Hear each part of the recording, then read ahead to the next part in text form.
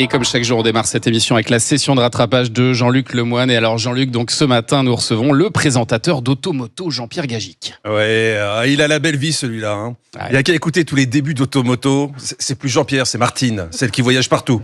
Aujourd'hui, au concours d'élégance de la Villa d'Este. Aujourd'hui, sous le soleil de la Côte d'Azur. Aujourd'hui, en Allemagne, du côté de Berlin. Aujourd'hui, en Espagne, à Séville. Aujourd'hui, au Salon de Genève. Ça va? Ça va l'empreinte carbone, Jean-Pierre? Pardon, je le pense pas. Je le pense pas, c'est juste de la jalousie parce que nous, quand on fait une délocalisation, on part à la Maison 5 dans le 7e arrondissement. Moi, je dis attention, faut qu'on fasse gaffe au jet lag parce qu'on est quand même à 600 mètres des studios d'Europe 1. C'est chaud. Heureusement que la direction de Renault a promis d'offrir une Renault 5 électrique à chaque chroniqueur. Ça fait plaisir. Quelle belle idée. Non, personne. Bon, j'aurais essayé. Voilà. Il a la belle vie, Jean-Pierre Gagic. Hein. Même si quand tu regardes ses réseaux sociaux, tu sais pas s'il a toute sa tête. Jean-Pierre Gagic de l'émission Automoto sur TF1. Je souhaite un très bon anniversaire au circuit Paul Ricard. Jean-Pierre, c'est un circuit. Il peut pas vous répondre. Je vous le dis parce qu'on a eu le même problème avec Julien Pichenet, qui lui a souhaité son anniversaire à une bouteille de Ricard. En parlant d'auto, le philosophe Matthew Crawford dit que la conduite automobile est une pratique démocratique qui accroît les libertés individuelles. Ça aurait fait un bon sujet de bac philo. Ah oui, oui. Oh, quand je fais des transitions comme ça, j'ai envie de me faire l'amour. Pourquoi vous allez nous parler de bac philo, c'est ça? Oh, comme vous êtes vif, vous. Merci. Ça m'étonne pas qu'on vous ait confié l'émission culturelle de la station. C'était le bac philo hier. Alors le bac, ça concerne en gros tous les élèves de 17-20 ans. La plus jeune inscrite à 9 ans. Le plus âgé, 76. 76 ans. Ah ouais. Mais il a redoublé combien de fois, lui? Enfin, j'espère que s'il l'a, ses parents seront fiers de lui. Alors les sujets, on en découvre certains avec Nathalie Renou et Julien Bugier qui avaient la même blagounette. La science peut-elle satisfaire notre besoin de vérité? Vous avez 4 heures. L'État nous doit-il quelque chose? Vous avez 4 heures. Oh, peut-être qu'un jour on aura les préliminaires, sont-ils nécessaires avant l'amour? Vous avez 4 heures. C'est large. Merci, mais c'est beaucoup trop. Le puni du jour, c'était Alexandre Hébert de Télématin qui était à 7 heures devant un lycée à Vanves. Alexandre Hébert, vous êtes devant un lycée à Vanves. Eh oui, les élèves vont bientôt arriver, puisque les portes du lycée vont s'ouvrir à 7h40. Ouais, Alexandre Hébert, il a cru que le bac philo c'était comme un concert de Taylor Swift. Hein. Il fallait arriver très en avance.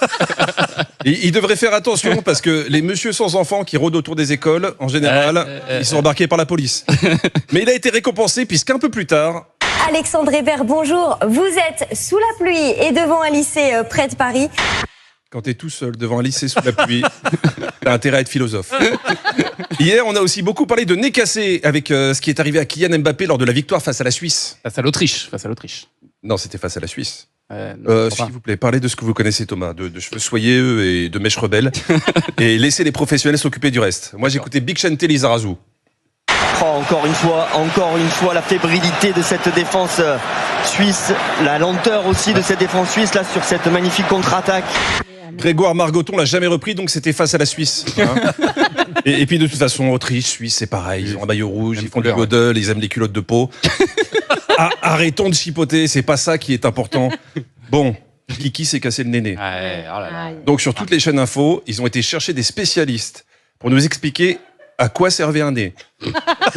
Là, on était en cours de biologie, mais niveau CE1, comme Michel Simès sur BFM.